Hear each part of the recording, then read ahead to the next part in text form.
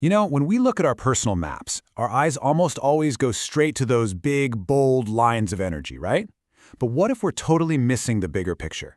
Today, we're going to decode a hidden layer, that vast, ambient sky that's quietly shaping our entire experience of a place. I love how the source material sets the tone with this.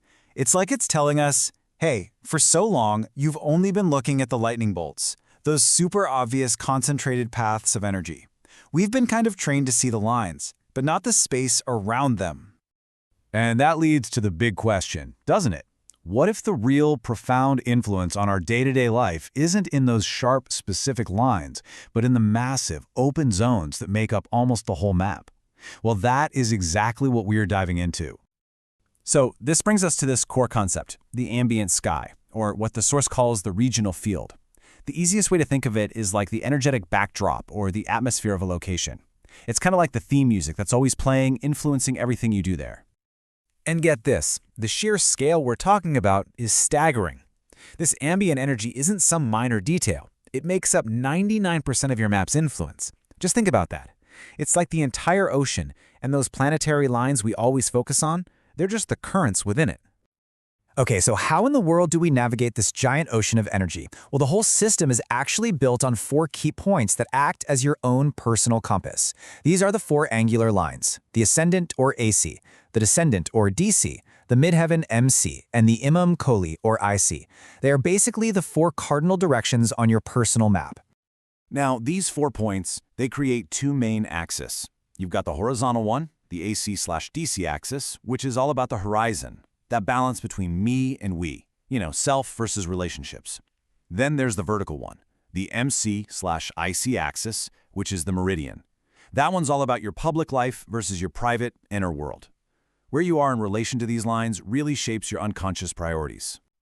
So these 2 axes cross, and they divide your personal map into 4 distinct quadrants.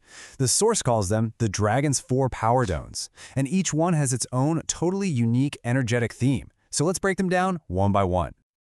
All right, first up is the Eastern Zone. This flows from your ascendant up to your midheaven. This is the quadrant of emergence, of assertion. The whole vibe here is super individualistic, very action-oriented. It's a place where you just feel this unstoppable urge to do something, to make your mark, even if you have to go it alone. It is perfect for, say, launching a startup, or just figuring out who you are. Now let's do a complete 180 in terms of energy. We're heading to the Northern Zone, from the IC to the Ascendant. This place is deeply private, personal, and introspective. You might unconsciously find yourself drawn to a zone like this after a major burnout or a big life change. It's where the outside world just kind of fades away, and you can finally focus on healing, on your home, and on what you truly need. Okay, moving right along, we have the Western Zone, which is between the IC and the Descendant. Here, the focus totally shifts from I to us.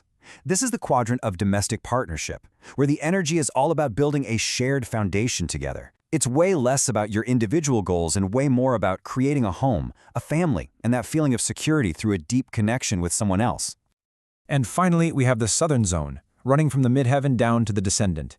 This is your public-facing social quadrant. Seriously, think of it as the energy of a bustling marketplace. It's where you make connections, you build your reputation, you collaborate.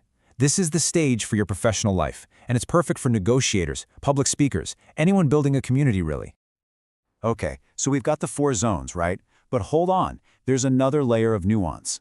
Even if a planet's actual line is hundreds of miles away, its presence inside a quadrant acts like planetary weather. It colors the whole theme of that zone with its own unique energy. And here is a perfect example from the source material. Let's say you're in your Northern Zone, which we know has that theme of introspection and home. Now, if your Mars line is also hanging out in that quadrant, that introspective energy gets colored by Mars. Suddenly, your inner work might be driven by a bit of anger, or maybe a really powerful need to assert your private boundaries. The theme stays the same, but the flavor completely changes. So, this is all really fascinating, but here's the crucial part. How do we use this? This isn't just theory, It's a strategic guide for making conscious choices about where you live and travel, so you can align your location with what you're trying to achieve in life. And this, right here, is basically your cheat sheet. It's incredibly straightforward. You want to launch a career? The Eastern Zone will accelerate that ambition. Need to focus on family and healing? The northern zone provides that supportive, private energy you need.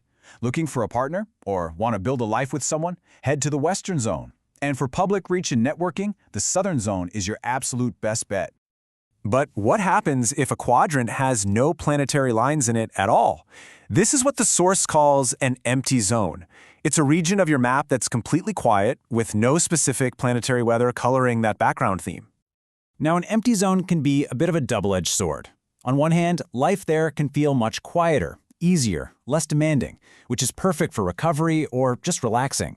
But on the other hand, it might lack that energetic push or that dynamism you really need for, say, a major career move or big personal growth. The choice really depends entirely on what you need right now. So, when you put this all together, understanding these zones gives you what the source calls the dragon's wisdom. It's about seeing the world through a completely new lens, learning to feel that subtle, pervasive energy of a place, and consciously choosing to embrace its flow instead of fighting against it.